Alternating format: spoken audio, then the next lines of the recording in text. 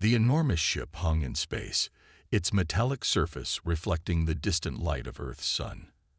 Admiral Cross stood on the command deck, looking at the blue planet displayed on the main screen. His thin lips curved into what passed for a smile among his kind. "So this is the planet Earth," he said.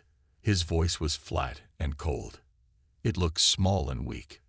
The scout officer nodded. "Yes, Admiral. Our reports show the humans are far behind us in technology. They have only just begun space travel beyond their own moon. They still fight among themselves over land and resources." Admiral Cross had conquered 17 planets for the Galactic Empire. Earth would be his 18th. The Empire spread across 3 spiral arms of the galaxy, bringing hundreds of worlds under its control.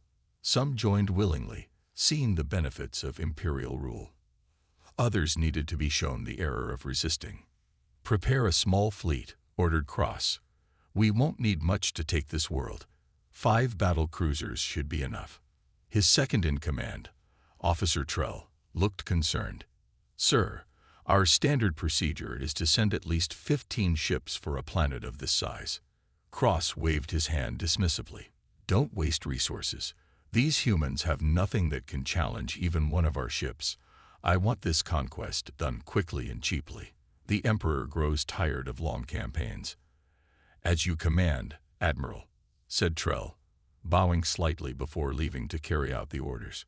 Cross continued studying the planet. Intelligence reports showed humans were divided into many nations, with different languages and cultures. They had nuclear weapons but had barely used them. Their space technology was primitive. It would be an easy victory, another jewel for the Empire's crown. On Earth, Dr. Thomas Reed was working late at the Global Space Defense Initiative headquarters.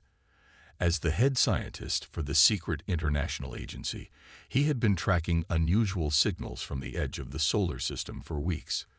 Tonight, those signals had changed. "They're moving," he said, pointing at the monitor. His assistant, Maria, looked over his shoulder. "Moving where?" she asked. "Toward us," Thomas replied. "And fast. Whatever they are, they'll reach Earth orbit in less than 2 days." Maria's face showed worry. "Should we alert the Security Council?" Thomas nodded. "Call Director Wilson immediately. Tell him Code Prometheus is active." Within hours, leaders from every major nation were gathered in an emergency virtual meeting. Though they often disagreed on Earth's problems, the potential threat from space united them in ways nothing else could. "Ladies and gentlemen," began Director Wilson, his face grim on screens around the world, "we have confirmed the presence of 5 large spacecraft approaching Earth. They are not from any Earth nation. We are facing first contact with an alien civilization." The Chinese president spoke first. "Are they hostile?" "We don't know," answered Wilson. "But they haven't responded to any of our attempts at communication, and they're moving fast, in formation. That suggests military." The Russian leader leaned forward. "What defenses do we have against such technology?" Director Wilson looked to Thomas, who cleared his throat before speaking to the world's leadership. "We've been preparing for this possibility," he said. "Project Aurora has developed weapons based on theoretical alien technology. They're untested against actual alien ships, but they're the best we have." "How many of these weapons do we have?" asked the American president. Thomas hesitated. 12 prototypes spread across secure bases worldwide. The room fell silent as the implications sank in. 12 experimental weapons against 5 advanced alien ships. "We need more than weapons," said the Indian Prime Minister. "We need a strategy." 2 days later, the 5 Imperial battle cruisers entered Earth orbit. Each one was the size of a small city, bristling with weapons that could reduce continents to ash. "Scan complete, Admiral," reported an officer. "The humans have detected us. They are moving military assets, but nothing that poses a threat." Admiral Cross nodded. "Send the standard Imperial greeting. Offer them the chance to surrender and join the Empire peacefully." The message was broadcast in all Earth languages. Submit to Imperial rule or face destruction. On Earth, The response was immediate. Rather than panic or surrender, humanity prepared to fight. In a historic moment, the United Nations unanimously voted to present a united front. "We will not surrender our world," was the simple reply sent back to the alien fleet. Admiral Cross was surprised but not concerned. They choose the hard way. Begin the first phase of conquest. Target their largest military installations as a demonstration. The Imperial ships positioned themselves over key points around the globe. Their weapons systems powered up, ready to rain destruction on the humans below. But Earth was not as helpless as it appeared. As the Imperial ships prepared to fire, 12 hidden bases around the world activated Project Aurora. Strange energy beams shot upward from Earth's surface, connecting with the alien ships in blinding flashes of light.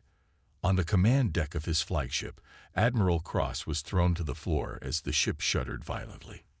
"What is happening?" he demanded, pulling himself up. Officer Trell looked stunned. "Sir, they've somehow disrupted our shield systems. 2 of our ships report critical damage to their weapon arrays." "Impossible," Cross shouted. "Their technology is primitive." Another officer called out, "Sir, we're detecting hundreds of small craft launching from the planet's surface." Earth's combined air forces were rising to meet the invaders. Fighter jets that should have been useless against Imperial technology were somehow penetrating the damaged shields, launching missiles that actually caused damage. Admiral Cross watched in disbelief as one of his battle cruisers listed to the side, smoke pouring from multiple hull breaches. "How are they doing this?" he demanded. The science officer looked up from his station. "Sir, they appear to have developed technology specifically designed to counter our systems. The energy signature is unlike anything we've encountered, but it's effectively neutralizing our advantages." Thomas Reed watched from his command center as the human counterattack progressed. Project Aurora had worked better than they had dared hope. For decades, scientists had been studying crashed alien scout ships, kept secret from the public, to develop defenses against exactly this kind of attack. "They didn't expect us to be ready," Thomas said to Maria. "That's our one advantage." Around the world, humanity fought with everything it had. The battle was far from won, but the invaders were facing something they had never expected. A primitive species that somehow wasn't primitive when it came to defense. Admiral Cross, facing the first serious challenge of his career, made a decision. "Regroup the fleet at safe distance," he ordered. "We need to reassess our approach." As the damaged Imperial ships withdrew to a higher orbit, humans celebrated their first small victory. But Thomas Reed and the world's leaders knew the truth. This was just the beginning. The aliens would be back, and next time they wouldn't underestimate Earth. "We've surprised them," Thomas told the Emergency Council. "But now we need to prepare for their real attack." For the first time in history, all of humanity stood united against a common threat. The Galactic Empire had made a serious mistake in targeting Earth, and they were about to learn just how resourceful humans could be. Admiral Cross paced the command deck of his flagship, rage evident in every step. The ship still showed battle damage from their first encounter with the humans. Repair drones worked frantically outside the hull, their lights visible through the viewports. "How?" he demanded, stopping in front of his science officer. "How did a primitive planet know how to counter our shield technology?" The science officer, Mira, looked nervous. "Sir, we believe they may have captured and studied one of our scout ships. Records show we lost contact with Scout Unit 17 in this system about 50 Earth years ago." Cross slammed his fist on a nearby console. "And this information wasn't in the briefing. Someone will pay for this failure." Officer Trell approached cautiously. "Admiral, the Emperor has sent a message. He demands to know why a simple conquest has turned into a humiliation." Cross's face darkened. "Tell him we underestimated the humans, but we will not make that mistake again. Request reinforcements. 20 battleships at minimum." 20 ships? Trell looked shocked. "For one primitive world. These humans," Cross said through gritted teeth, "are not as primitive as we thought. On Earth, Major Robert Hayes watched the alien ships through high-powered binoculars. They had retreated to a higher orbit, but remained visible as moving stars against the night sky. As the military commander of the Global Defense Forces North American Division, he had the best view from his mountain outpost in Colorado. "They'll be back," he said to no one in particular, and with friends. His second-in-command, Captain Lisa Chen, nodded beside him. "The question is, how long do we have to prepare?" Robert lowered his binoculars. "Dr. Reed estimates 2 weeks for them to bring reinforcements. We need to be ready." The past 3 days had been a whirlwind of activity across the planet. Ancient enemies now work together, sharing military resources and technology. Scientists from rival nations collaborated openly, studying the damaged alien ship that had crashed in the South Pacific. In his underground laboratory, Thomas Reed hadn't slept in days. The crashed Imperial ship was a goldmine of information. Teams of engineers were already reverse engineering the alien technology, finding ways to adapt it to Earth weapons. "Their power systems are based on principles we've theorized but never mastered," Thomas explained to a group of international scientists. "But we can modify our existing systems to mimic their approach." Maria handed him a tablet showing the latest test results. "The prototype shields are holding up to our strongest weapons, if we can mass-produce these in time." Thomas nodded. "That's the challenge. We need to arm every major city and military base within 2 weeks." Across the globe, factories were converted to produce the new defense systems. Soldiers trained with newly designed weapons. Civilians built shelters and stockpiled supplies. Humanity was preparing for the biggest fight in its history. In orbit around Mars, hidden from Earth's detection systems, Admiral Cross met with the captains of 25 Imperial battleships. The Emperor had sent more than he requested, a sign of how seriously the Empire now took the Earth threat. "The humans surprised us once," Cross told the assembled officers. "They will not do so again. Our new strategy will hit them from multiple angles simultaneously, overwhelming their defenses." The holographic display showed Earth rotating slowly, with red markers indicating targets. "First wave will target their power infrastructure," Cross explained. "Second wave hits their command centers. Third wave targets their weapon emplacements. By the time the fourth wave lands ground troops, they should be in chaos." Captain Dren, a veteran of many conquests, raised a concern. "Admiral, if they have shield technology, our standard bombardment may not be effective." Cross smiled coldly. "We've analyzed their shields from our first encounter. They're using an adapted version of our older shield systems. Our current weapons are designed to penetrate those." The assembled officers nodded in approval. The Empire's technological advantage would be restored. Robert Hayes stood in the underground war room beneath the Rocky Mountains. Representatives from every major military force on Earth were present, either physically or via secure video link. "Our satellite network has detected Imperial reinforcements gathering near Mars," he announced. "We estimate they have at least 25 capital ships, each more powerful than the ones we faced before." The Russian general frowned. "Our new shields are not yet deployed worldwide. We need more time." "Time is something we don't have," Robert replied. "Dr. Reed, what's our status on the new weapons?"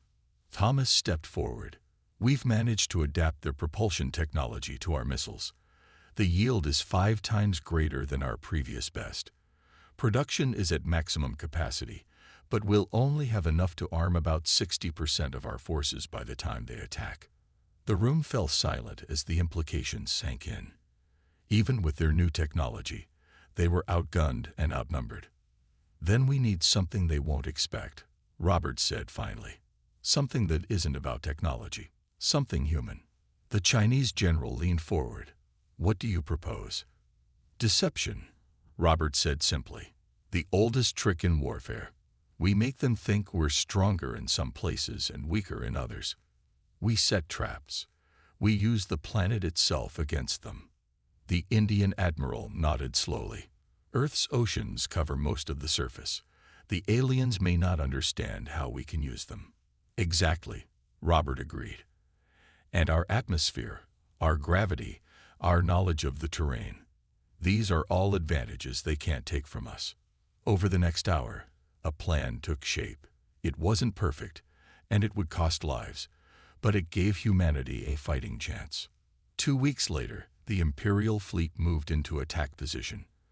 Admiral Cross watched with satisfaction as his ships formed a perfect attack formation above Earth. "Begin the attack sequence," he ordered. "No mercy this time." The first wave of ships descended, weapons charged to target Earth's power plants and energy grids. But as they entered the atmosphere, something unexpected happened. Massive storm systems, far larger than natural weather patterns, engulfed the ships. Lightning strikes, impossibly powerful and precise, hammered their hulls. "What is this?" Cross demanded. "Weather control. That's impossible with their technology." Officer Trell checked his instruments. "Sir, they've seeded the clouds with some kind of conductive particles. They're using Earth's natural electrical potential, amplified somehow." Before Cross could respond, reports flooded in from the second wave. As they approached their targets, hidden weapons emerged from oceans, mountains, and forests, places the Imperial scans had shown as empty. On the surface, Robert Hayes gave orders from a mobile command center disguised as a farming vehicle. "They expected us to protect our cities," he told his officers, "so we made them believe that's where our defenses are concentrated. Meanwhile, our real strength is scattered and hidden." The battle raged across the planet. Imperial ships found themselves fighting an enemy that seemed to be everywhere and nowhere, using the planet itself as both shield and weapon. Humanity was not winning, not yet, but they were surviving, adapting and learning with each engagement. And for the Galactic Empire, what should have been a simple conquest was becoming a costly, frustrating war of attrition. Admiral Cross, watching another of his ships retreat with heavy damage, began to wonder if Earth was worth the price the Empire was paying. The Imperial flagship trembled as another blast rocked its hull. Admiral Cross steadied himself against his command console, his face twisted with rage. What should have been a quick conquest had turned into a 3-week battle with no end in sight. "Status report," he barked. Officer Trell's voice was tight with strain. "Sir, we've lost 4 more ships. The humans have deployed some kind of energy weapon that targets our engines specifically." "Impossible," Cross muttered, but he knew it was true. Somehow, these primitives were adapting their technology at an alarming rate. "What about our ground forces?" "Mixed results, Admiral," reported the ground commander. "We've established control in some regions, but resistance is fierce everywhere. The humans fight house to house, street to street, and they keep changing tactics. As soon as we adapt to one approach, they switch to another." Cross pounded his fist on the console. "The Emperor demands results. Find their command centers and destroy them. Cut off the head, and the body will die." Deep beneath the ruins of what had once been London, Dr. Thomas Reed worked frantically. The underground bunker shook as Imperial bombs fell on the city above, but the reinforced structure held firm. "We've almost got it," he told Maria, who was connecting delicate wiring inside a strange device. "If this works, we can disrupt their neural communications." The device was a hybrid of human and alien technology. Through captured Imperial soldiers, they had discovered that the Empire used a form of direct neural link for battlefield communications, a system far more efficient than radio or digital signals. "Are you sure this won't kill them?" Maria asked, making a final adjustment. Thomas shook his head. "It shouldn't. Based on our tests, it will create a kind of neural static, painful and disorienting, but not lethal. It should give our forces the advantage they need." A soldier rushed into the lab. "Dr. Reed, Imperial forces have broken through the outer defenses. We need to evacuate now." Thomas looked at the device. "We need 10 more minutes to finish the calibration." "We may not have 10 minutes, sir," the soldier replied, the sound of explosions growing louder. Thomas made a quick decision. "Maria, Finish the calibration. I'll upload the schematics to the global network. If we don't make it, others can build it. As Thomas worked at his computer, Maria completed the delicate adjustments. The device hummed to life, its core glowing with an eerie blue light. "It's working," she exclaimed. Thomas finished the upload just as another explosion rocked the bunker, closer this time. "Let's test it now. If it works, we can." The ceiling partially collapsed as an Imperial breaching pod smashed through the reinforced concrete. Armored soldiers poured into the lab, weapons raised. "Don't move, humans," the lead soldier commanded. Thomas and Maria raised their hands slowly, but Thomas managed to press the activation button with his elbow as he did so. The effect was immediate. The Imperial soldiers screamed, clutching their helmets. Some fell to their knees, while others fired their weapons wildly, hitting nothing. "It works," Maria shouted over the chaos. "Run." They grabbed the device and fled through an emergency exit, leaving the disoriented Imperial soldiers behind. In North America, Major Robert Hayes led a guerrilla campaign against the Imperial occupation forces. The aliens controlled the major cities, but the vast wilderness belonged to the human resistance. "Their supply lines are stretched thin," Robert told his officers in their mountain hideout. "They can't maintain this level of occupation forever." Captain Lisa Chen pointed to a holographic map showing Imperial positions. "They're bringing in more troops every day. And they've started using civilian hostages to prevent attacks." Robert's face hardened. "Then we need to hit them where they don't expect it, in orbit. Dr. Reed's new device is being replicated worldwide. If we can get it into space." "How?" asked one of the officers. "We can't launch rockets without them being shot down immediately." "Not rockets," Robert said with a grim smile. "Submarines." The plan was audacious. Modified nuclear submarines would carry special missiles designed to reach orbit from underwater launch positions. The missiles would deploy thousands of tiny drones, each carrying a miniature version of Thomas's neural disruptor.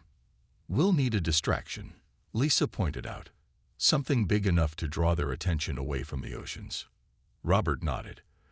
"That's why every resistance group around the world will launch a coordinated attack at exactly the same time.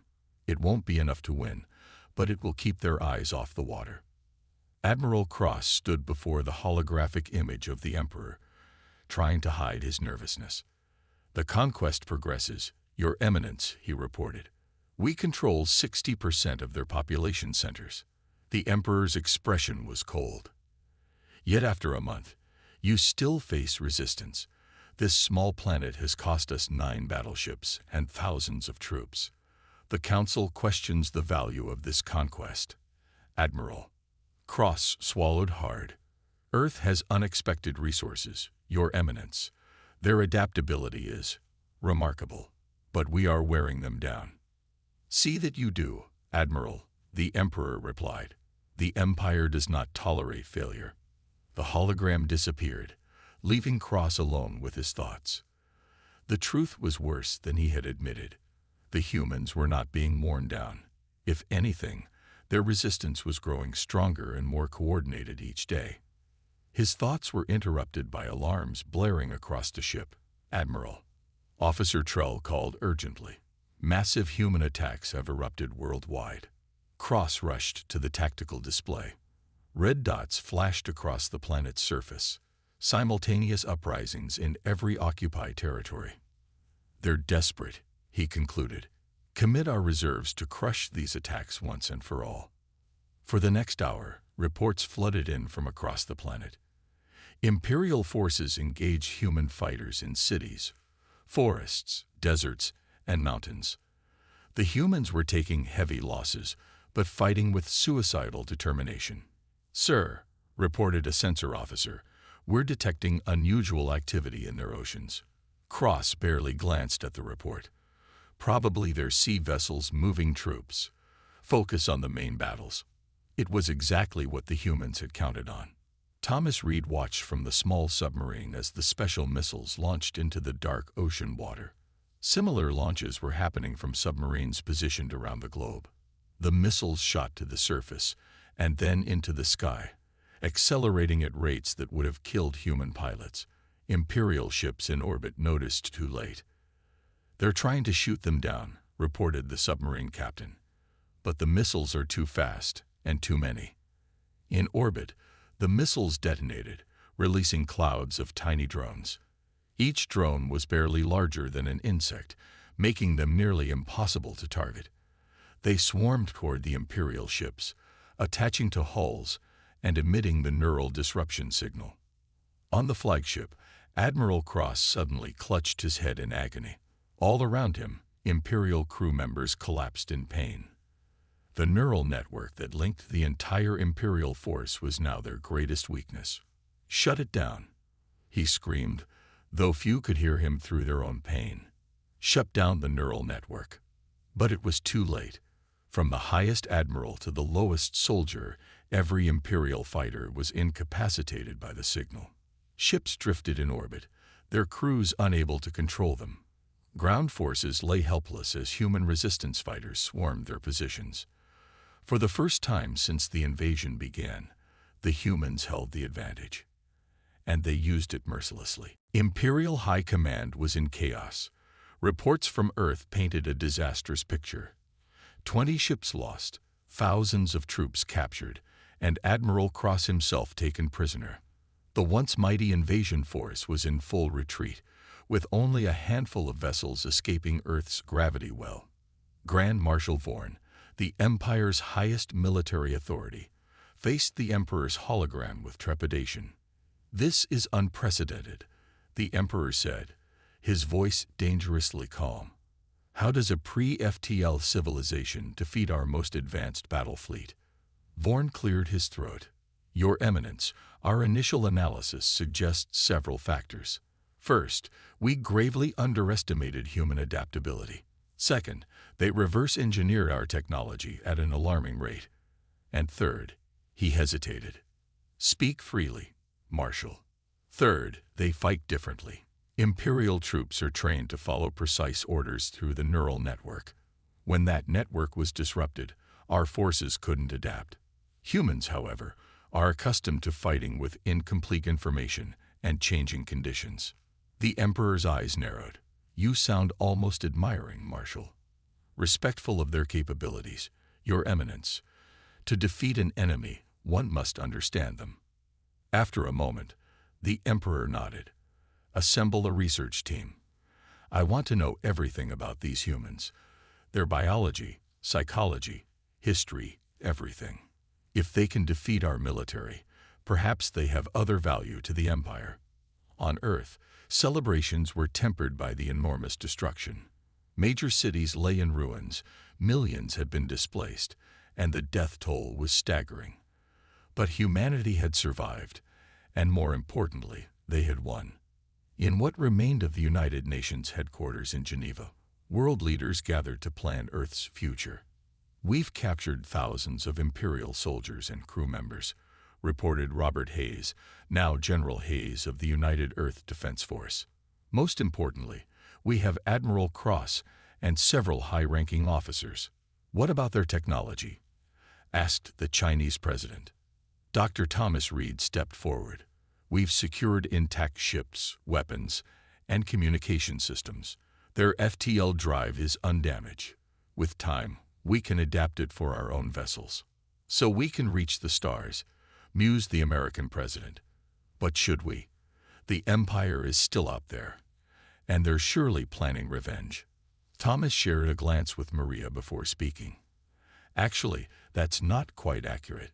Based on our interrogation of Admiral Cross, the Empire has never faced a defeat like this. They're more likely reassessing than planning immediate revenge." "Which gives us time," Robert added. "Time to prepare, to build, to learn." The Russian leader frowned. "But eventually, they will return. And next time, they won't underestimate us." "Perhaps," said Thomas. "But there's something else we've learned from studying their biology and psychology. Something that might give us a different kind of advantage." In the laboratory beneath the ruins of London, now rebuilt as the Central Research Facility, Thomas Reed studied the brain scans of their Imperial prisoners. Maria worked at a terminal nearby, comparing the alien neural patterns to human ones. "It's remarkable," Thomas said. "Their brains are physically similar to ours in structure, but the neural pathways are incredibly rigid." Maria nodded. "Their entire society is built on conformity and hierarchy. Their biology reflects that, or perhaps caused it. They literally can't think outside the box the way humans naturally do. And that's why they couldn't adapt to our tactics," Thomas concluded. "Their neural network works perfectly when everything goes according to plan. But when faced with the unexpected, they fall apart," Maria finished. The door opened, and General Hayes entered with a small group that included Admiral Cross, under heavy guard. The Imperial officer looked diminished without his uniform, but his eyes still burned with pride. "Admiral," Thomas greeted him. "Thank you for agreeing to this meeting." Cross glared. "I was not given a choice." "Actually, you were," Robert corrected. "We don't force prisoners to cooperate, unlike the Empire, from what we've learned."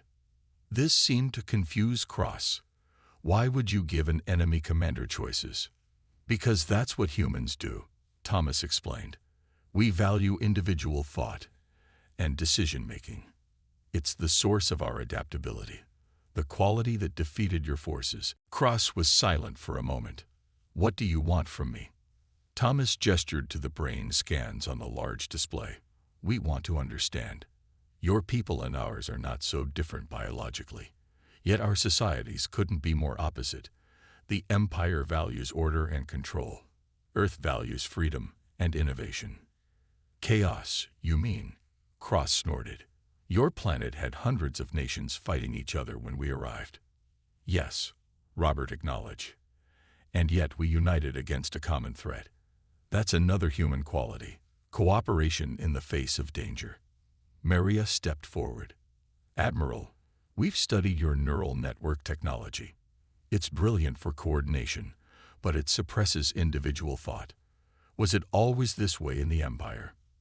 Something flickered in Cross's eyes. "Uncertainty, perhaps. I don't know. The historical records don't speak of a time before the network." "Would you like to try something?" Thomas asked carefully. "A temporary neural relaxation. It won't harm you, but it might let you experience thought patterns more similar to ours." Cross looked suspicious. "Why would I agree to this?" "Curiosity," Thomas suggested. "Isn't that valued in the Empire, understanding your enemy?" After a long moment, Cross nodded once. An hour later, Cross sat in stunned silence, the neural relaxation treatment complete. The rigid patterns of his thought had been temporarily loosened, allowing new neural connections to form. "Are you all right, Admiral?" Thomas asked gently. Cross looked up, his eyes wide with wonder and confusion. "I see things differently. So many possibilities I never considered. Is this how humans always think?" Robert nodded. "More or less. We call it creativity, imagination, innovation. It's natural to us." "The Empire," Cross began, then stopped, struggling with concepts that had never occurred to him before. "The Empire fears this kind of thinking.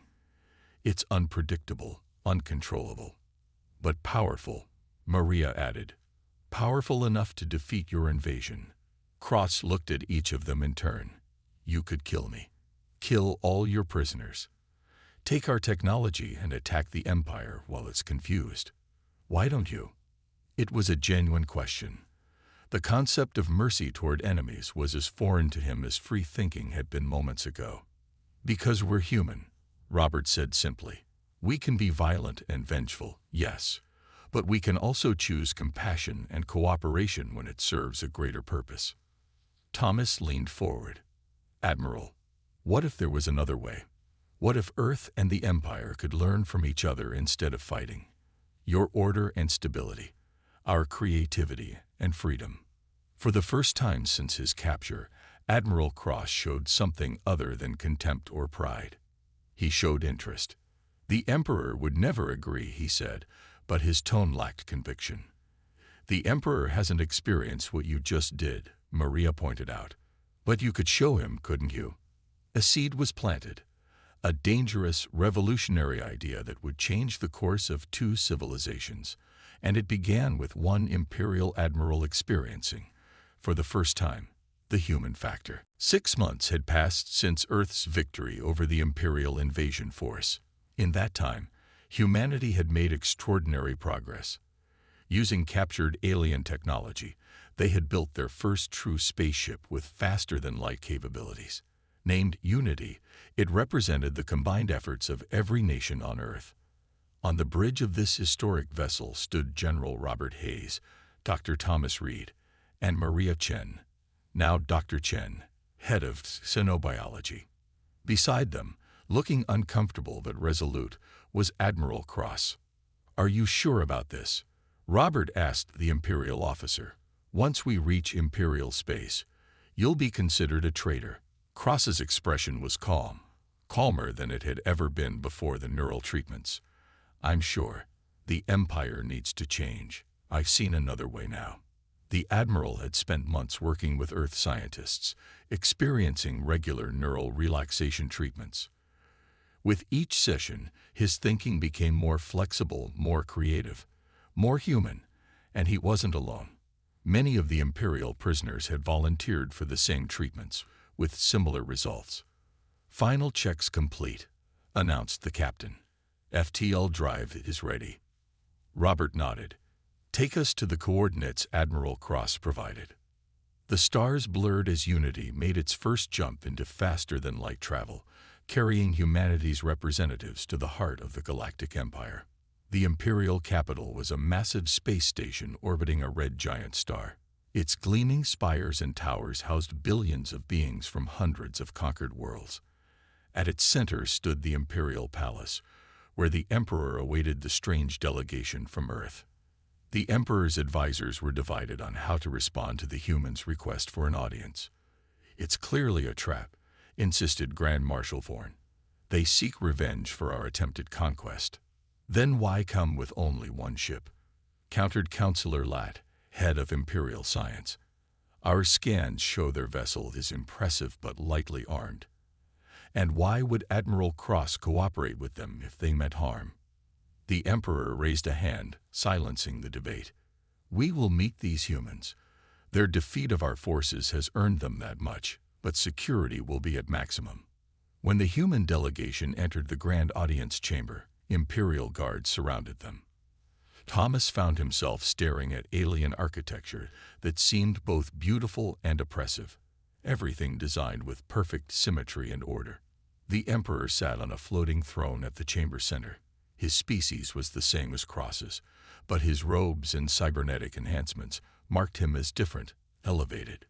"Humans of Earth," the Emperor's voice echoed. "You have requested this audience after defeating my invasion force. Speak your purpose." Robert stepped forward. "Emperor of the Galactic Empire, we come not for war but understanding. We defended our world, yes, but now we seek something greater than victory." "And what would that be?" the Emperor asked, his tone making it clear he expected demands for reparations or surrender terms. "Partnership," Robert replied simply. "Earth and the Empire have much to offer each other." Murmurs spread through the Imperial court. The Emperor's eyes narrowed. "Admiral Cross," he called. "Step forward." Cross moved to stand beside the humans. "My Emperor, I ask that you listen to what these humans propose. I have lived among them, studied them. They are not what we thought."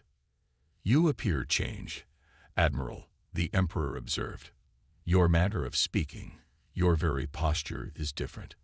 "I am changed," Cross acknowledged. "The humans have a technology, a treatment that allows for neural flexibility. It has helped me see beyond Imperial conditioning." The Emperor's expression darkened.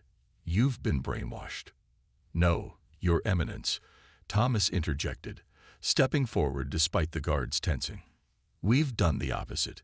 We've removed the brainwashing that Imperial neural networks impose.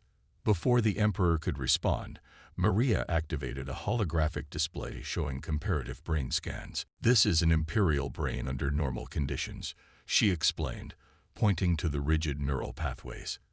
"And this is the same brain after our treatment. The natural connections that were suppressed are simply restored."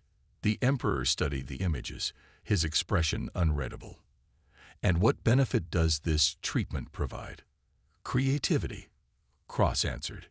"Innovation. The ability to solve problems in new ways. The qualities that allowed humans to defeat us." A tense silence filled the chamber. Then Thomas spoke again. "Your Eminence, may I propose a demonstration? Allow us to administer the treatment to a volunteer from your court. You can observe the results yourself." The Emperor considered this. Finally, he nodded toward one of his advisors. "Counselor Lat will volunteer. He has always been curious about new scientific discoveries." Counselor Lat looked nervous but stepped forward. Under careful supervision, Maria administered the neural relaxation treatment. The court watched in tense silence as the imperial scientist sat with closed eyes, the gentle hum of Earth technology surrounding him. When Lat opened his eyes again, the change was subtle but unmistakable. The rigid formality in his posture had softened. His eyes moved differently, taking in the room with new awareness. "Counselor," the Emperor prompted, "report your experience." Lat seemed to struggle for words. I feel clarity. Questions I never thought to ask are suddenly obvious. Solutions to problems we've struggled with for centuries seem clear now." He turned to the Emperor with an expression of wonder. "Your Eminence, this technology could transform the Empire."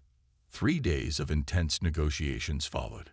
The Imperial Council was divided, with many fearing the implications of neural flexibility spreading throughout their rigid society. But others, including the Emperor himself, saw the potential. On the final day, the Emperor made his decision. "The Empire has conquered worlds through force for millennia," he announced to the assembled court and human delegation. "But never have we encountered a species that defeated us through superior thinking, rather than superior technology or numbers." He rose from his throne, an unprecedented gesture that sent ripples of shock through the court. "Today marks a new chapter in imperial history. Earth will not be conquered. Instead, it will join the Empire as an equal partner, the first world ever to do so. Their neural technology will be studied and adapted for voluntary use throughout imperial space, and a human delegation will join the Imperial Council to provide their unique perspective." Robert, Thomas, and Maria exchanged glances of amazement. They had hoped for peace, perhaps a treaty. This was far more than they had dared imagine. After the ceremony, Admiral Cross approached them in a quiet corridor. "You've changed the course of galactic history," he said. "The Empire has never known defeat, never compromised, never seen the value in diversity of thought. Until now. We just showed you another way," Thomas replied. "Your people chose to embrace it. My people were trapped in patterns of thinking we didn't even recognize," Cross said. "Just as your people were divided before our invasion united you." Maria smiled. "Perhaps we needed each other. You needed our creativity. And you needed a common enemy to unite your world," Cross finished. "Though I wish the cost had not been so high." As Unity prepared to return to Earth carrying the historic treaty, Robert stood at a viewport looking out at the Imperial capital. Thomas joined him. "So," Thomas said, "humanity's first galactic alliance. Not bad for a primitive species." Robert laughed softly. "The Galactic Empire targeted Earth, and humans made them rethink everything." Beyond the viewport, ships from 100 worlds moved through space, carrying news of the unprecedented partnership. The Empire was beginning a transformation that would ripple across the galaxy.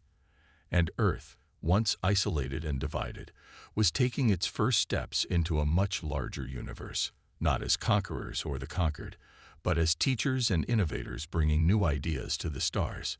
The stars looked peaceful from the bridge of the Vorn flagship.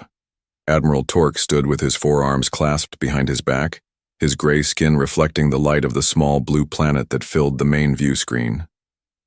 "Such a tiny world," he said. "Hardly worth our time." His second-in-command, Krell, stepped forward. "Our scans show they have basic space travel capabilities. They have a small station orbiting their planet and several primitive satellites." Torque made a dismissive gesture with his lower right hand. "Another species to add to the Confederation. The Council expects us to bring back at least 3 new client races from this sector." "Should we begin the standard greeting procedure?" asked Krell. Torque thought for a moment. The standard procedure involved months of observation before making contact. It meant learning the local languages, studying their cultures, and finding diplomatic openings. "No," he decided. "These humans appear primitive. Let's use the direct approach. A show of force followed by demands for surrender. It worked on the last 4 worlds." Krell looked uncertain. "Sir, our intelligence division hasn't completed their assessment of human behavior patterns yet." "What is there to assess?" "Look at them." Torque waved at the screen showing images of Earth cities, cars moving on highways, people going about their daily lives. They still burn fossil fuels. They fight among themselves over imaginary borders. They're divided into hundreds of competing groups. They're centuries behind us. "As you wish, Admiral," said Krell, returning to his station. Torque smiled. This would be easy. The Vorn had conquered dozens of worlds this way. Show power, demand surrender, install a puppet, government extract resources, simple and effective. "Move the fleet into position," he ordered. "Target their space station first, then hit 3 of their largest military installations. Nothing too destructive, just enough to show we mean business." The massive Vorn ships moved silently through space, approaching Earth with predatory. First on Earth at the United Nations emergency session in New York, chaos erupted. "They came out of nowhere," shouted the Secretary General, trying to restore order as representatives from 193 nations all tried to speak at once. "Please, we need calm." General William Harris of the United States Space Force stood rigidly next to the podium, waiting for his chance to speak. His weathered face showed no emotion, but his hands were clenched tightly at his sides. Finally, the room quieted enough for him to step forward. At 0600 hours UTC, our deep space monitoring stations detected multiple objects entering our solar system, he said. By 0612, they had reached Earth orbit. At 0615, they destroyed the International Space Station with a weapon we cannot identify. All 50 personnel on board are presumed dead. Gasps filled the room. The Secretary General closed his eyes briefly. At 0617, they targeted military bases in 3 countries, the United States, China, and Russia. Casualties are estimated at over 300. At 0620, they broadcast this message to every communication device on the planet. General Harris nodded to a technician, and a deep, mechanical voice filled the chamber. "People of Earth, we are the Vorn Confederation. Your planet is now under our protection. Disarm your weapons. Dissolve your governments. Prepare to receive our representatives. You have 48 hours to comply or face planetary correction. Resistance is futile." The room exploded into noise again. The Chinese representative shouted about sovereignty. The Russian diplomat demanded immediate military response. The British ambassador called for negotiations. General Harris waited until the Secretary General restored order again. "There's something else you need to know," he said. "Something very few people on Earth are aware of." He pressed a button on his wrist device, and the lights dimmed. A holographic image appeared above the center of the room. A sleek, angular craft unlike anything most people had ever seen. In 1986, a spacecraft crashed in the Mojave Desert. It wasn't from Earth. Its pilot died on impact, but the technology was mostly intact. For the past 38 years, a secret coalition of scientists from 12 nations has been studying and reverse engineering this technology. Shocked murmurs filled the room. After the Chinese discovered a similar craft in the Gobi in 1998, and the Russians found another in Siberia in 2001, we realized we needed to work together. The Earth Defense Alliance was formed in secret in 2005. The hologram changed to show a massive underground facility. Beneath the lunar surface, we've been building these. The image shifted to reveal 3 warships, 1 complete and 2 nearly finished.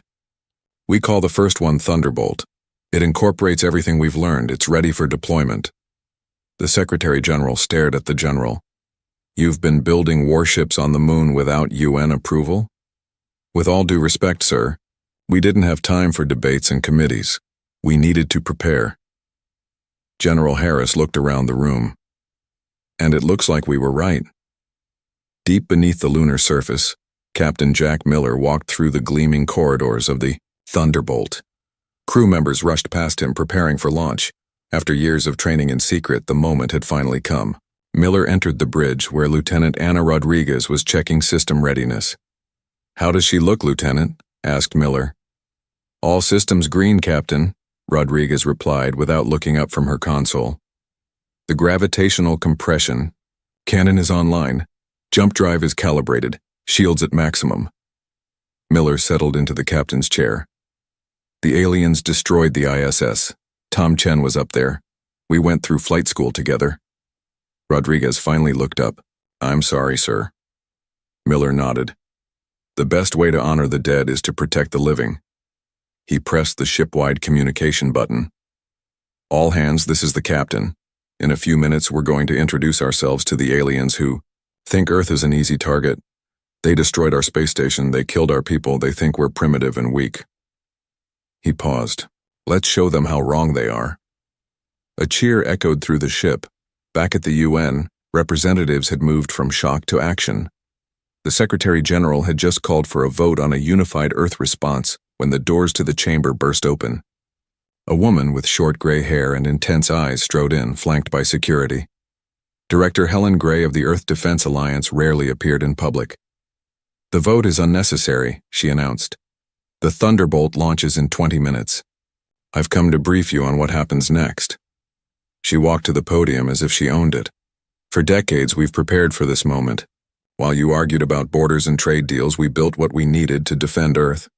While you worried about election cycles, we looked to the stars and saw both promise and threat." Director Gray brought up her own holographic display, showing the Vorn fleet in Earth orbit. "The Vorn think they're dealing with a primitive species. They expect us to cower or fight among ourselves." She smiled coldly. "We're about to surprise them." General Harris joined her at the podium. "The Thunderbolt carries technology beyond what the Vorn will expect from us. Our response to their ultimatum will be delivered personally by Captain Miller." "What is our response?" asked the Secretary General. Director Gray's smile vanished. "We're going to show them that humanity is not to be trifled with. After that?" She looked around the room. "We hope they're smart enough to run." Admiral Torque was enjoying a meal when Krell interrupted him. "Admiral, the humans are broadcasting a response." Torque sighed. "Let me guess, they're begging for more time? Offering resources?" "No, sir," said Krell, looking confused. "They sent a single message. You have made a grave mistake." Torque laughed. "Bold words from a species about to become our servants. Any sign they're preparing their primitive weapons?" "No, sir. But our sensors detect something launching from behind their moon." Torque wiped his mouth and stood. "Probably a desperate attempt at evacuating their leaders. Let's get back to the bridge and prepare for the next phase."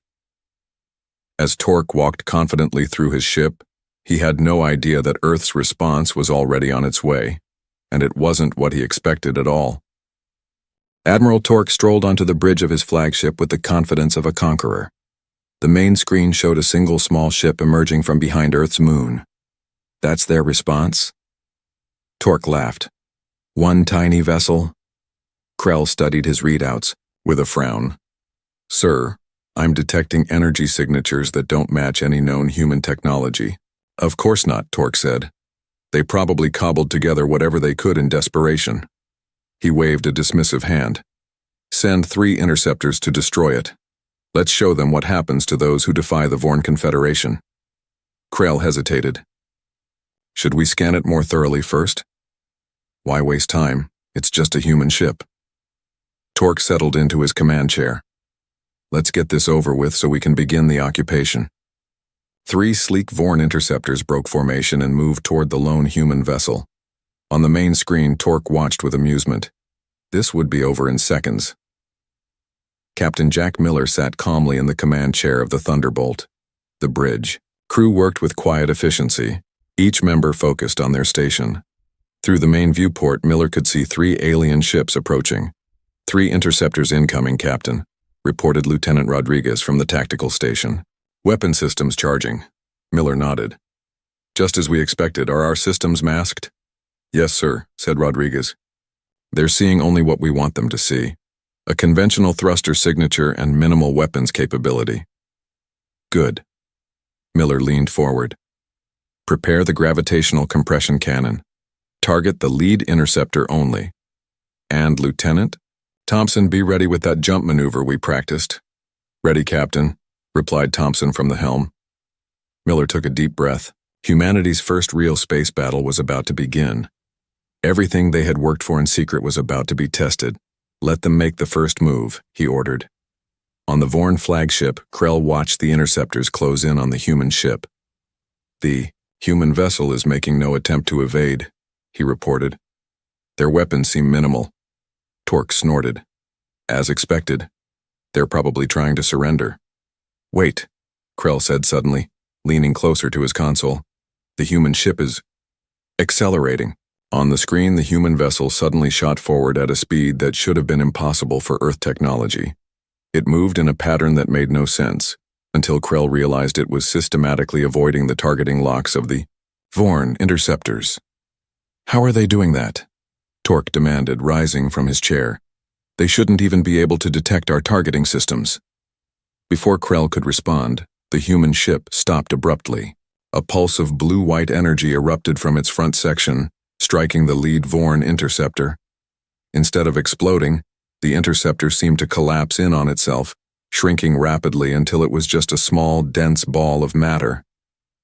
Silence fell over the Vorn bridge. What just happened? Torque asked, his voice barely above a whisper.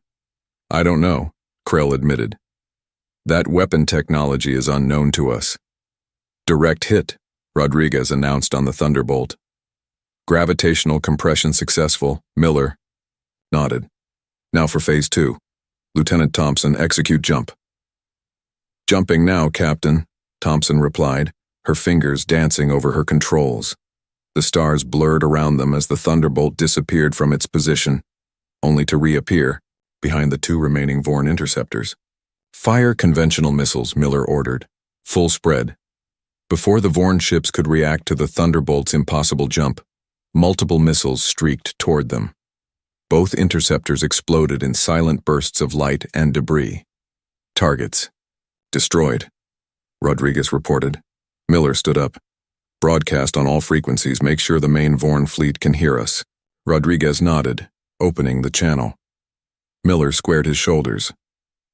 This is Captain Jack Miller of the Earth defense ship Thunderbolt. The destruction of your vessels was mercy compared to what comes next. You have 24 hours to leave our system. If any Vorn ship remains after that time, we will consider it an act of continued aggression and respond accordingly. He signaled Rodriguez to cut the transmission. Now we wait, Miller said. Let's see how they respond to an unexpected setback.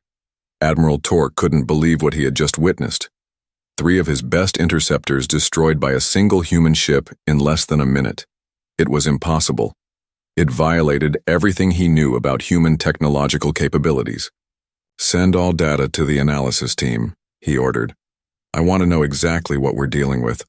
Krell was already working. The human ship displayed technology that should be centuries beyond their development stage. That weapon compressed matter to near black hole density, and they have jump drive capability. Other officers on the bridge looked nervous. The Vorn had encountered many species, but none had ever surprised them like this. It must be a fluke, Torque insisted. Perhaps they captured technology from another race. One ship doesn't change anything. We have a whole fleet. Admiral, one of the communication officers called out. We're receiving transmissions from the planet. Multiple human governments are broadcasting the same message. Show me, Torque commanded. The screen filled with the image of a stern-faced human female with gray hair. I am Director Helen Gray of the Earth Defense Alliance. What you have witnessed is just one of our ships, the Thunderbolt. We have others. We have been preparing for this moment for decades. The choice is yours, Admiral Torque. Leave in peace or face destruction. Torque felt a chill. How did they know his name? In the United Nations chamber, representatives from Earth's nations watched the battle unfold on the large screens. Cheers erupted when the Thunderbolt destroyed the 3 alien vessels. Director Gray stood at the center of the room, her face showing no emotion. The Thunderbolt performed exactly as expected, she announced. But this is just the beginning. The Vorn fleet consists of 27 ships. They will not retreat based on one defeat. What happens next? Asked the Secretary General. General. Harris stepped forward. We reveal our full hand. The Valiant and the Defiant are nearly complete. We accelerate their preparation and launch within 20 hours. And then? The Russian representative asked. Director Gray's expression hardened. Then we show the Vorn Confederation that humanity is not to be conquered. We have studied their technology through the crashed ships. We improved upon it. We developed countermeasures. She turned to address all the representatives. For decades, the most brilliant minds from all our nations worked in secret beneath the lunar surface. While Earth argued and fought over petty differences, the Alliance prepared for this day. How did you keep this secret? The Chinese representative demanded. Gray smiled slightly. We didn't, not completely. There have always been rumors, UFO sightings, conspiracy theories about government black projects.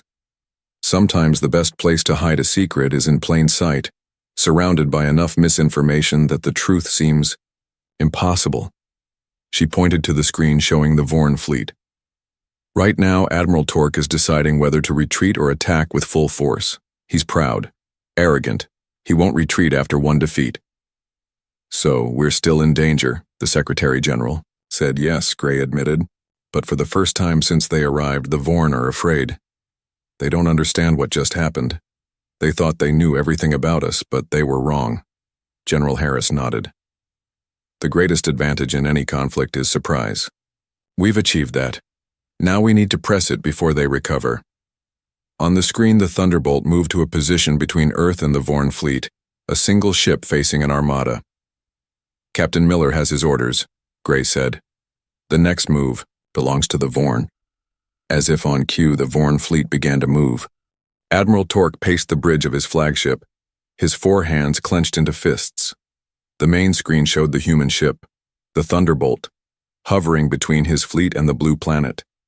One small vessel defying an armada. This is unacceptable, he growled. One lucky victory does not change the outcome. We are the Vorn Confederation. We have conquered dozens of worlds. Krell approached cautiously. Admiral, the analysis team has completed their initial report on the human vessel. And? Torque demanded. The technology they displayed. It's not stolen or accidental. It's purposeful. The gravitational weapon appears to be of their own design. It's more advanced than our own compression technology. Torque slammed a fist onto a nearby console. Impossible. They were burning fossil fuels just a century ago. There's more, Krell continued. We've been monitoring their communications and entertainment broadcasts for years, but we may have misunderstood something important. He brought up images on a smaller screen, scenes from human movies and television shows. Aliens invading Earth, humans fighting back, stories of first contact gone wrong. They've been imagining scenarios like this for generations, Krell explained. Their entertainment is filled with stories about defending against alien invasions. Fiction, Torque dismissed. Fantasies. Perhaps, Krell agreed. But it means they've been psychologically preparing for this moment for a very long time. Torque considered this. Then his expression hardened. It changes nothing. Prepare the fleet for a full attack. Target their major population centers. Let's see how they respond when millions of their people are at risk. On the bridge of the Thunderbolt, Captain Miller watched the Vorn fleet begin to move into attack formation. They're preparing for a major strike, Lieutenant Rodriguez reported. Energy readings suggest they're charging weapons. Miller nodded. Just as we expected. Are our stealth drones in position? Yes, sir, Rodriguez replied. All 20 drones are attached to their ships, including the flagship. We have full access to their targeting systems and shield frequencies. And our friends? Miller asked. Rodriguez smiled. The Valiant and the Defiant are ready. They've completed final checks and are waiting for your signal. Miller took a deep breath. It's time to show the Vorn what they're really dealing with. Open a channel to Admiral Torque's ship. On the main screen, the alien Admiral's face appeared. His gray skin had a purple tinge that Miller's team had identified as a sign of anger in the Vorn species. Admiral Torque, Miller began. Before you launch your attack, there's something you should understand about humans. Save your words, human, Torque snapped. Nothing you say will change what happens next. I think it will, Miller countered calmly. You see, Admiral, you made a fundamental mistake when you assessed our species. You looked at our technology, our politics, our divisions, and you made assumptions. Miller stood from his chair facing the screen directly. What you failed to consider is our nature. Humans evolved as prey animals who eventually became apex predators. Unlike the Vorn, who evolved in peaceful environments with abundant resources, humans developed on a harsh world where we had to fight for survival every step of the way. In the underground command center beneath the United Nations building, Director Gray and world leaders watched the exchange. What is Miller doing? Asked the Secretary General. Giving the aliens a history lesson in the middle of a battle? Gray smiled thinly. Captain Miller knows exactly what he's doing. Part of warfare is psychological. He's explaining to the Vorn why they've already lost. On his flagship, Torque listened with growing unease as the human captain continued. War, strategy, adaptation. These aren't just skills for humans, Admiral. They're encoded in our very DNA. We expect things to go wrong. We plan for disasters. We imagine worst-case scenarios and prepare for them. Miller's expression remained calm, but his eyes were intense. When we found that first crashed alien ship decades ago, we didn't just study it. We improved it. We saw the flaws in its design and fixed them. We understood its principles and expanded on them. The gravitational compression cannon? That was based on a small tool we found in the wreckage. You used the technology to move heavy objects. We weaponized it. Torque felt a chill run through him. You're bluffing. One ship cannot stand against a fleet. Miller smiled. Who said anything about one ship? At that moment, on the dark side of the moon, massive bay doors opened in the secret facility. Two ships, similar to the Thunderbolt but each with unique modifications, rose silently from the lunar surface. The Valiant, sleek and fast with enhanced shield technology, and the Defiant, heavier and armed with a variety of weapons systems, moved quickly to join their sister ship. Back on the Thunderbolt, Miller continued his explanation to Torque. When you launched your attack, your weapons targeted our space station and military bases. But humanity's real strength wasn't there. It was hidden, preparing, waiting for a moment like this. Miller nodded to Rodriguez, who pressed a series of commands on her console. Across the Vorn fleet, ship after ship suddenly reported system failures. Targeting computers went offline. Shield generators reset to minimum power. Communication systems filled with static. What is happening? Torque demanded as alerts sounded across his bridge. Your stealth technology is quite good, Admiral, Miller explained. But again, there were flaws we noticed. Your ships can't detect objects below a certain size if they're magnetically attached to your hull. While we were talking, we activated the stealth drones we placed on each of your ships during the past few hours. A new alarm sounded on the Vorn flagship. 2 more human vessels detected, Krell shouted, coming from behind the moon. On the screen, Miller's expression remained calm. Admiral Torque, I suggest you reconsider your attack. Your weapons are temporarily disabled. Your shields are at minimum power, and now you're outnumbered by ships with superior technology. In the United Nations Command Center, cheers erupted as the Valiant and the Defiant appeared on the screens, flanking the Thunderbolt in a perfect attack formation. Director Gray remained silent, watching the Vorn fleet's formation falter as ship after ship reported systems failures. "Is this victory?" the Chinese representative asked quietly. "Not yet," Gray replied. "The Vorn still outnumber us, but we've shown them something they didn't expect, that humans aren't easy prey." On his flagship, Admiral Torque stared at the 3 human warships now facing his fleet. His tactical advantage was gone. The easy conquest he had promised the Confederation Council now seemed impossible. "How?" he whispered. "How did they advance so quickly?" On the screen, Captain Miller answered as if he had heard the question. "Fear, Admiral, the greatest motivator of all. For generations, humans looked to the stars with both hope and fear. We hoped we weren't alone. We feared what might come if we weren't." Miller's voice grew harder. "And so we prepared. We built these ships not because we wanted war, but because we expected it. It's in our nature to prepare for the worst while hoping for the best." A new voice spoke up from somewhere off-screen on the human ship. "Signal from Earth, Captain." "Director, Gray has authorized Phase 3. Miller nodded. "Admiral Torque, you have a choice to make. Retreat now, and tell your Confederation that Earth is not open for conquest. Or stay and learn firsthand why so many species throughout history have underestimated humans. Once." The transmission cut off, leaving Torque staring at the 3 human warships positioned between his fleet and their target. Behind him, Krell spoke quietly.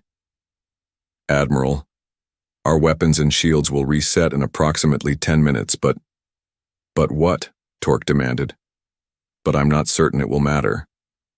Though humans have demonstrated capabilities we didn't think possible. If they've hidden these 3 ships, what else might they be hiding?" Torque looked back at the screen, at the small blue planet beyond the human ships. He had come to conquer a primitive world. Instead, he had awakened something unexpected and dangerous. For the first time in his long military career, Admiral Torque felt something unfamiliar. Doubt. Admiral Torque stood motionless on his bridge as the officers around him waited for orders. The 3 human warships maintained their position between the Vorn fleet and Earth. Minutes ticked by as ship systems slowly came back online. Finally, Torque made his decision. "Order the fleet to fall back to the edge of the solar system," he commanded. "We will regroup and reassess." Krell looked shocked. "Admiral, retreat? The Confederation has never—" "This is not retreat," Torque snapped. "It is strategic repositioning. When our systems are fully functional, we will return with a proper attack plan." The officers hurried to carry out his orders. As the Vorn ships began to move away from Earth, Torque noticed something on the tactical display. "There are 5 of our ships not responding to the withdrawal order," he said. Krell checked the readings.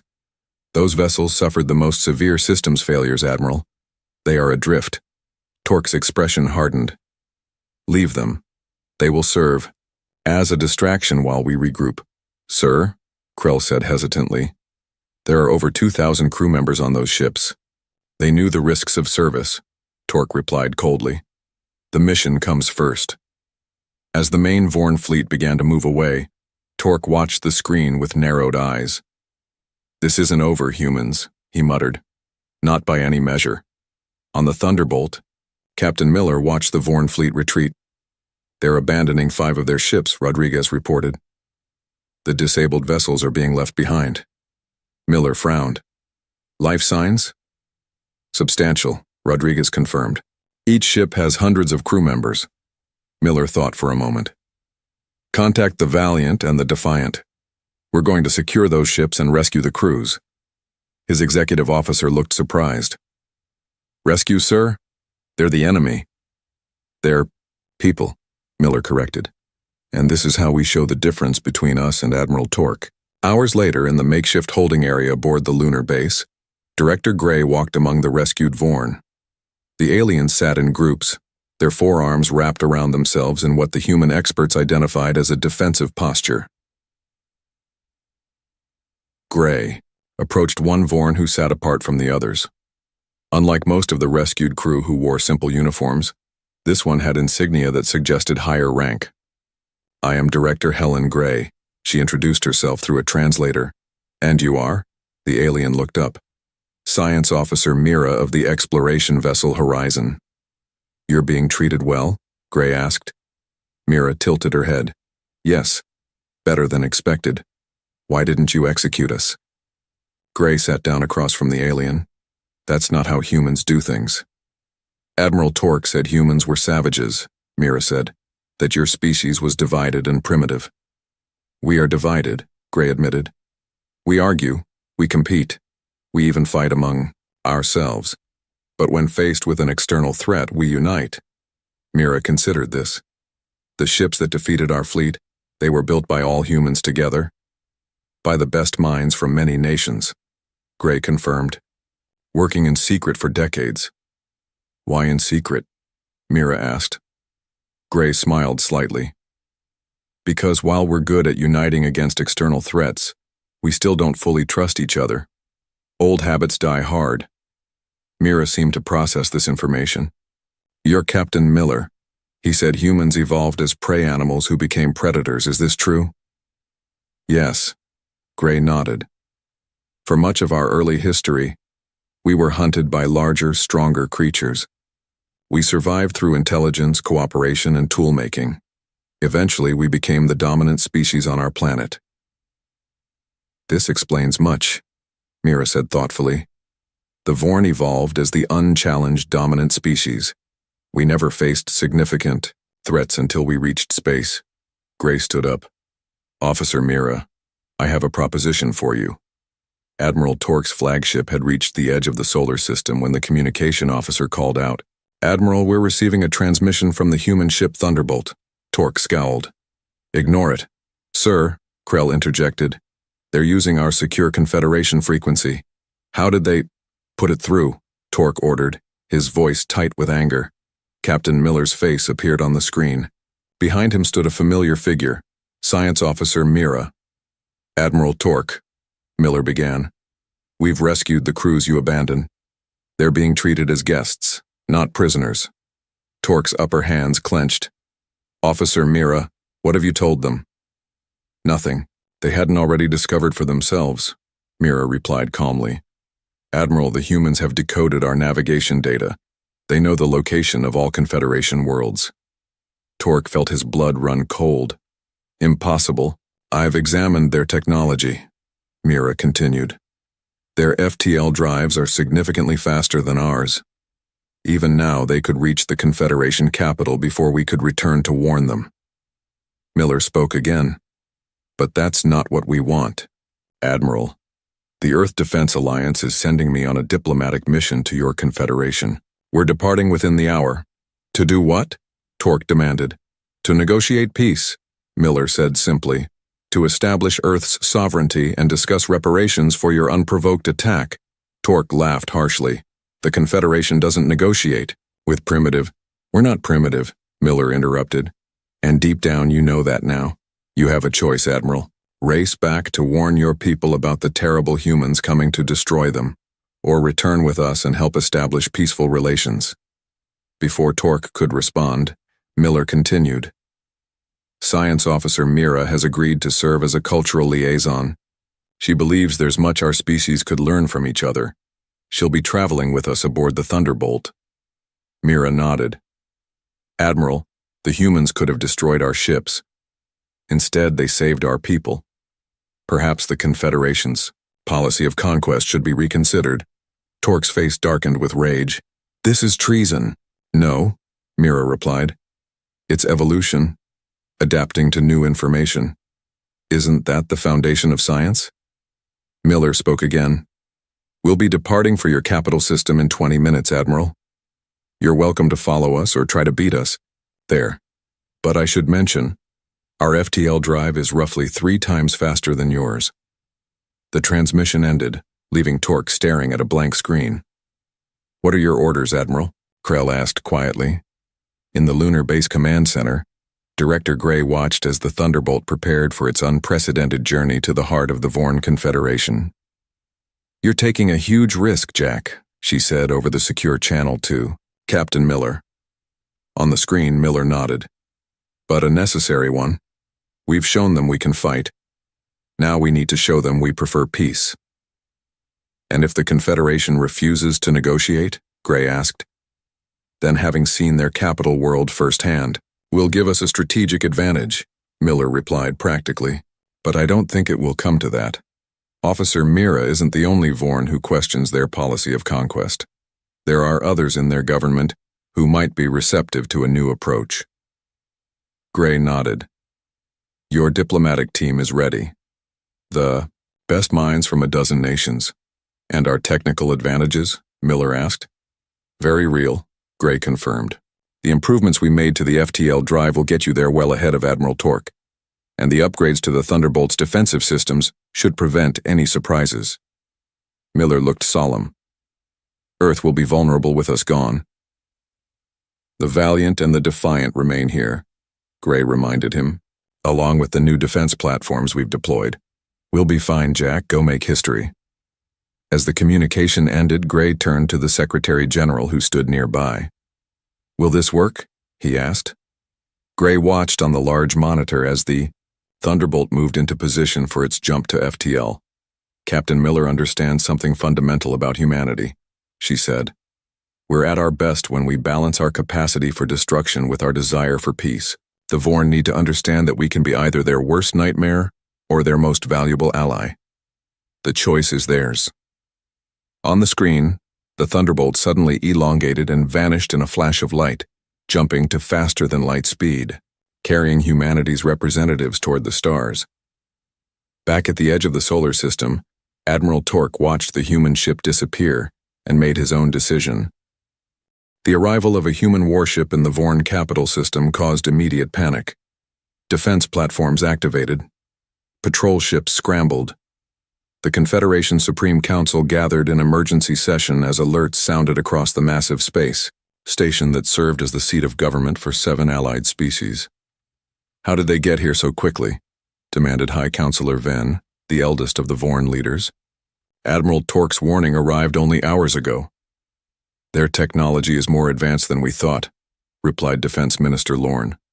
The Admiral was quite clear about that in his message. The council chamber fell silent as the main screen showed the human vessel, the Thunderbolt, holding position just outside weapons range of the capital station. It made no aggressive moves, it simply waited. They're hailing us, announced the communication officer. High Counselor Venn straightened his ceremonial robes. Very well. Let us see what these humans want. The screen changed to show a human, male in a formal uniform. I am Captain Jack Miller of the Earth defense ship Thunderbolt. On behalf of the people of Earth, I request permission to send a diplomatic delegation to meet with the Confederation Supreme Council. Venn's 4 hands tightened around his staff of office. You come in a warship and expect diplomatic courtesy? After destroying our vessels? After defending ourselves from an unprovoked attack, Miller corrected calmly. We come in this ship because it's the fastest we have. Our delegation includes representatives from 12 Earth nations, as well as Science Officer Mira of your exploration vessel Horizon, who has agreed to serve as a cultural liaison. The council members murmured in surprise at the mention of a Vorn officer working with the humans. Give us a moment to confer, Venn replied, signaling for the transmission to be muted. Defense Minister Lorne leaned forward. This could be a trick. They could be planning to attack our capital directly. If they wanted to attack, argued another council member, why announce their presence? Why not simply open fire? They've demonstrated they have the capability. Venn considered this. Allow a small delegation to dock. Maximum security. We will hear what they have to say. An hour later, Captain Miller stood in the Grand Council chamber with Lieutenant Rodriguez and 3 civilian diplomats from Earth. Science Officer Mira stood slightly apart, clearly uncomfortable, but determined. The chamber was designed to impress, with soaring ceilings and elaborate decorations showing the history of the Vorn Confederation. The 7 council members sat on elevated platforms, looking down at the humans. High Counselor Venn spoke first. State your purpose, humans. Miller stepped forward. We come to establish peace between Earth and the Vorn Confederation, to declare our sovereignty and independence, and to discuss reparations for your unprovoked attack on our planet, which resulted in the deaths of hundreds of our people. Reparations? Lorne scoffed. You destroyed our ships. After you destroyed our space station and attacked our military bases, Rodriguez countered. We responded in self-defense, with remarkable restraint. Before the debate could escalate, the chamber doors slid open. Admiral Torque strode in, his uniform disheveled from his hasty journey. High Counselor, he called out, do not listen to these humans. They are dangerous beyond measure. Mira stepped forward. They are dangerous only when threatened, Admiral. I have spent time among them. They treated the crews you abandoned with respect and care. You abandoned your own people? Van asked, turning to Torque with surprise. Torque faltered. I made a strategic decision for the good of the mission. Miller watched this exchange with interest. The dynamics of the Confederation were becoming clearer. Perhaps there were fractures he could use to humanity's advantage. High Counselor, Miller said, before we proceed further, there's something you should know. While we've been talking, Earth has been decoding your communication networks. We've discovered something concerning at the edge of your territory. Miller nodded to Rodriguez, who activated a small projector. A holographic map appeared, showing a section of space near the Confederation border. Red dots indicated ships moving in formation. These are vessels belonging to the Drex Hive, Miller explained. According to the communications we've intercepted, they're planning an incursion into your territory within the next 30 days. The council members stared at the map in shock. How did you access this information? Lorne demanded. The same way we bypassed your fleet security systems, Rodriguez replied. Your encryption technology has critical vulnerabilities that we identified and exploited. Miller continued. We have no quarrel with the Confederation as a whole. Our issue is with the unprovoked attack on our planet. We propose an alliance instead of conflict. Alliance? Torque almost shouted. With primitives? Miller turned to face the Admiral directly. Let me be clear, Admiral. Earth has now analyzed your technology thoroughly. We've identified critical flaws in your weapon systems, your shields, your FTL drives.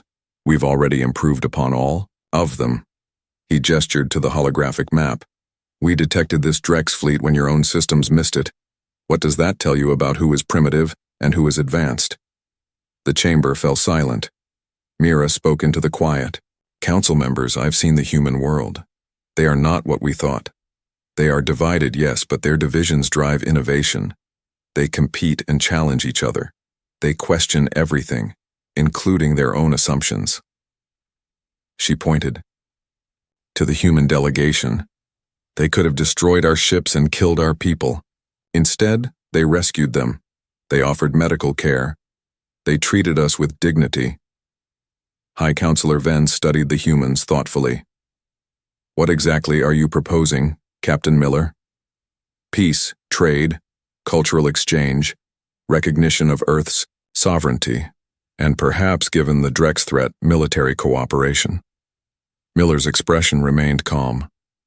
We don't want conflict with the Vorn Confederation. We want to join the Galactic community, but as equals, not subjects. The negotiations lasted through the day and into the night. Admiral Torque attempted to interrupt several times, but was eventually ordered to remain silent by the High Counselor.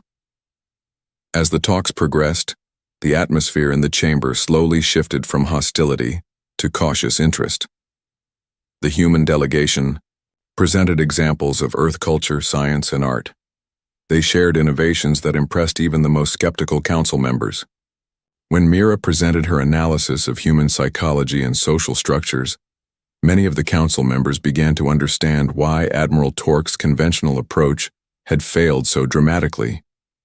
They prepare for the worst while hoping for the best, she explained. They imagine disasters before they happen so they can prevent them. Their entertainment is filled with stories of alien invasions and apocalyptic scenarios, not because they want these things to happen, but because they're mentally rehearsing how to survive them. Late in the proceedings, Defense Minister Lorne, who had been the most hostile to the humans, asked a direct question. If we had simply approached Earth peacefully, what would have happened? Miller smiled. We would have been suspicious at first, cautious, but eventually we would have welcomed you. Humanity has been hoping to find other intelligent life for centuries. Then why build warships in secret? Lorne pressed. Because while we hoped for peace, we prepared for war, Miller replied honestly. It's what humans do. As dawn broke, over the capital station the formal agreement was signed. Earth was recognized as a sovereign and independent world. The Confederation agreed to reparations for the attack, and a joint task force was established to address the Drex threat. As the human delegation prepared to return to the Thunderbolt, High Counselor Venn approached Miller privately. "You've changed the Confederation today, Captain," he said. "Some will resist, but many already see the wisdom in this new approach." Miller nodded. "Adaptation is the key to survival, Counselor. Humans understand that better than most." Week later, the Thunderbolt returned to Earth orbit. On the bridge, Miller and Rodriguez watched as the blue planet grew larger on the view screen. "Do you think it will last?" Rodriguez asked. "This peace?" Miller considered the question. "I think it has a chance. The Vorn aren't evil, just set in their ways. Meeting the Drex together will either strengthen our alliance or break it." "And Admiral Torque?" she asked. Miller smiled. "Currently serving as the Vorn ambassador to Earth by order of the High Counselor. A fitting assignment, I think." As Earth filled the view screen, Miller felt a profound sense of accomplishment. Humanity had faced its first major extraterrestrial threat, and not only survived but thrived. They had shown the galaxy that humans were not to be underestimated. "Take us home, Lieutenant," he ordered. "I believe we've earned some rest before the real work begins." The Thunderbolt descended toward the planet that had, in a matter of days, become a recognized power in the galaxy. Not through conquest, but through the uniquely human combination of preparation, innovation, and the balanced application of strength and compassion. High above, the stars seemed a little less distant, a little less mysterious, and far more within reach.